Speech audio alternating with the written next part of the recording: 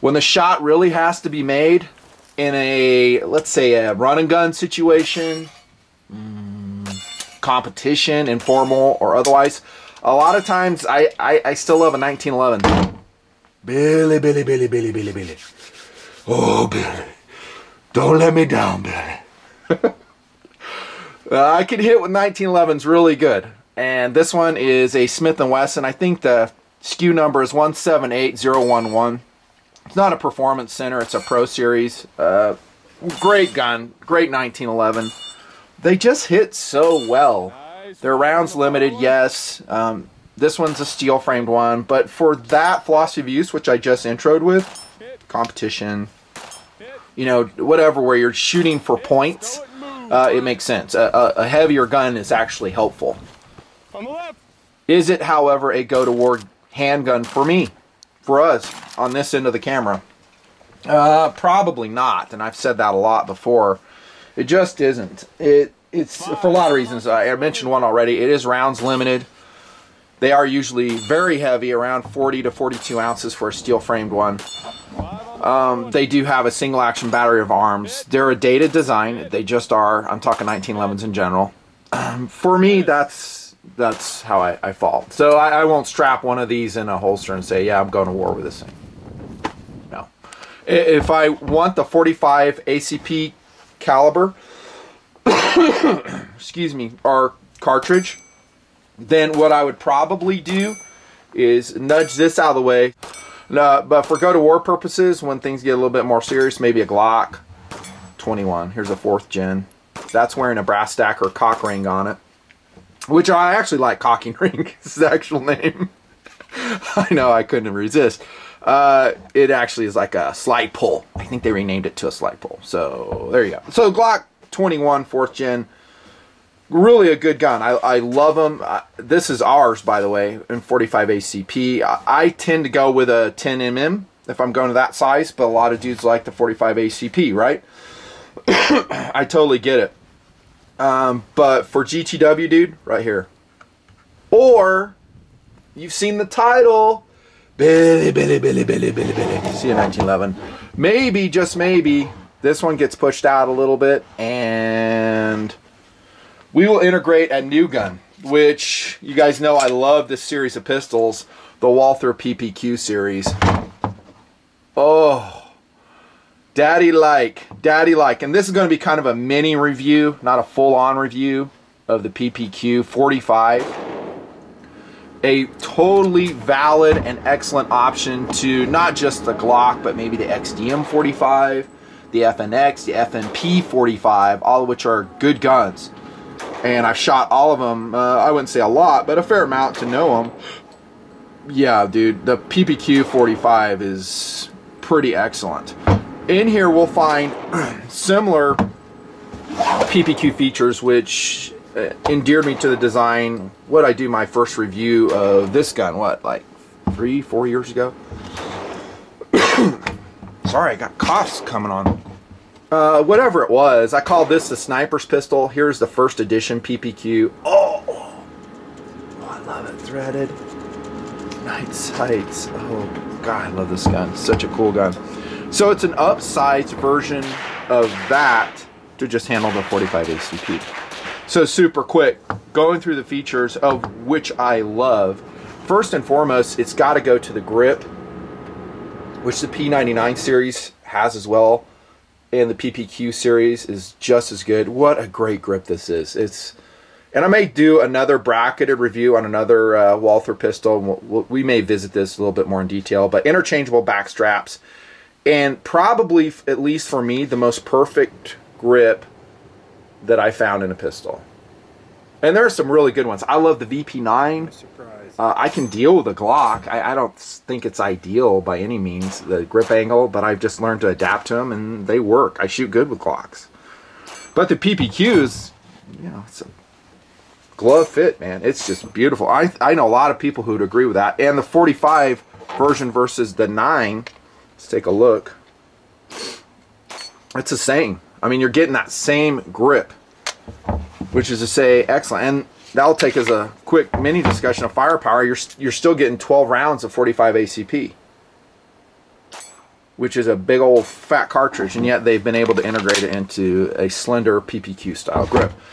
Since we're talking about firepower, and it is a consideration, and this 21, by the way, is hot. It's a home defense gun. I go yellow, by the way, on my 45 ACP Glocks, and you saw I yellow filled the slide as well. That way I can identify it versus a 9, a 40, 10mm versions, which may have different colors. But 13 rounds, so you get one more round. There's all types of extended magazines for Glocks if you want more firepower. But 12 rounds in a pistol that weighs basically, what is it, 26 ounces, I think this is, 26 and a half, 27. That's pretty excellent. So grip is good. This is an M2 version of PPQ, so it's going to have the magazine release button. The M1 versions are bye-bye. Never had a problem with the M1s, but apparently they made a marketing decision that it'll sell more if they do. The trigger guard is outstanding, and why is that? Because it's pretty much a Glock trigger guard, at least in its shape, but it's actually better because there's more room in it. Check it. So gloved hands will work better. The PPQ trigger guard is really good. No problems. And the trigger, of course, is, well, PPQ, man. It's all good, man. You know how it is. It just pulls so light, so clean. Reset. If that's important to you, it really isn't that important to me. There's your reset. I think guys who talk a lot about reset don't shoot that good. Yeah, sorry. At least I've seen it. I mean, I've shot with guys and like, yeah, the reset's all dicked up. Meanwhile, their grips are like that. Just sharing what I see out there. You should be able to adapt to whatever trigger there is. Let's see what it pulls at. I got my trigger scale here. I haven't pulled it off camera. 4.9. God, such a great trigger. Is it better than Glock? Here is an observation that I have recently. 4.3. So that's such a superb trigger. Between the Glock, and I'm not going to pull this one because, again, it's hot. But, well, not in the chamber, but it's magazine loaded. The Glock, one thing I love about the Glock trigger, to include the 21, all series of Glocks, is that it pulls quicker. So, in other words, I'll have sear release earlier in the movement.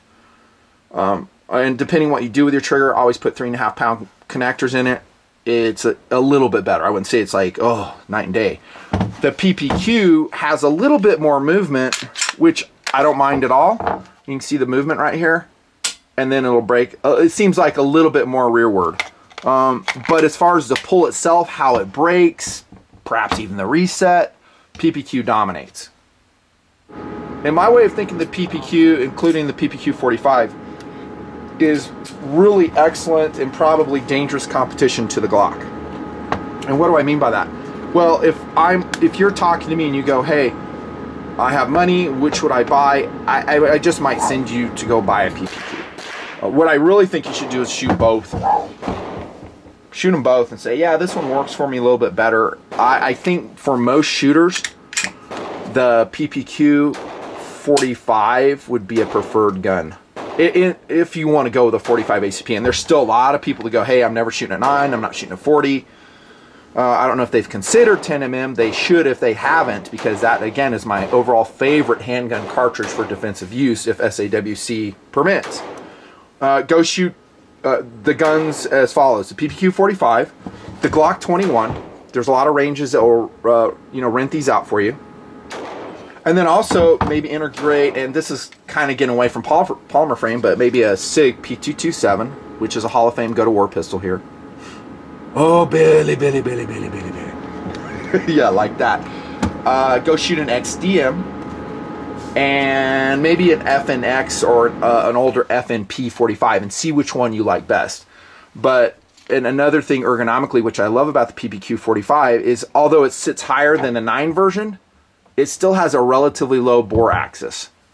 And that is more important in a caliber like a 45 when you're shooting a 230 grain slug, where recoil is much more substantial than a 115. Even a 115 plus P out of a 9. I think the Glock, by the way, has the same thing. I love the Glock 21. For me and my money, if I was to go out, and I mean, we're talking competitive options throughout this video, which makes it interesting. If I'm going to say, hey, I'm going to spend money, which one, just between these two, the PPQ 45 and the Glock 21, which would you get? Geez, honestly, it's really 6s to me. which might surprise you. It's so neck and neck. Each one I could be totally happy with. I love the Glock platform. You guys know that. I don't know. I really don't. I mean, I love this PPQ 45, and shooting it, it was just super fun. Super fun, and actually pretty dang accurate for a 45. I just have one piece of paper to show you, since this is a mini review. Look at this, dudes. That's 8 yards standing, and I think, I forget the ammo, maybe, ooh, MagTech I was shooting on this? I forget. Good group. Okay group. That's actually a really good group, just a little bit wire. There's a 1-hole group. That's, I think, 5 rounds out of a PPQ 45. You're looking at the shooting footage. Phenomenal accuracy, which doesn't surprise me. The whole PPQ series, include this one, are very, very accurate if you do your part, if your fundamentals are good. It's so funny, a lot of people's fundamentals, you know, maybe need a little bit polishing up, but they always blame the gun. Maybe it's the reset, the trigger, the sights. You go, yeah, this gun just doesn't work for me. I'm a big advocate that you should adapt to any platform, whatever it is, and be a good shooter, whatever it is. Other features of the M2 series, well, I shouldn't say M2, PPQ as it's being produced currently. You have the pick rail, of course. I love the slide milling on the PPQ. It's excellent. Is it thinner than a Glock 21 Nuttin? I don't know. What do you think? Well, for sure, the Glock looks thicker, right? But don't be deceived, because you have, you know, the tapering of the slide on the PPQ series. Actually, this one is slightly thicker, believe it or not. At least if I'm reading their specs right. I didn't really put it on, you know, a measurement sequence. 1.3 inches, 1.27 inches, so essentially the same. Essentially the same. This is much more amenable to putting it in a holster because of this milling right here. I like the forward grasping, the rear grasping grooves, just super excellent. Oh gosh, how about the sights? Windage adjustable, not height adjustable. I kind of wish they were. I have shot PPQs before where they're not really shooting where I want them to. They're high, and so I need to put a higher front sight on it. I'm hoping, I haven't gone and checked, that Walther makes available at low cost and pretty much free shipping different height inserts for your guns so you can zero it in. I can't imagine they wouldn't. Here's your slide release, extended length, and just simple controls. That's what you get when you get the PPQ. Just simplicity. It's pull and fire, and I'm a big advocate of keep it simple, stupid. KISS principle, I guess. Yeah. It does have polygonal rifling, the PPQ 45, which the 9 did not, is my understanding. Does it make a huge difference? No, not actually none at all that I could see. This one is supremely accurate. So is that one. Where's the difference? I don't know. Here, look at that. Did you see that? There's my habit pattern for M1. My habit pattern is to do that. Now that M2 right there. Magazines, I did talk about firepower already, but the quality is superb.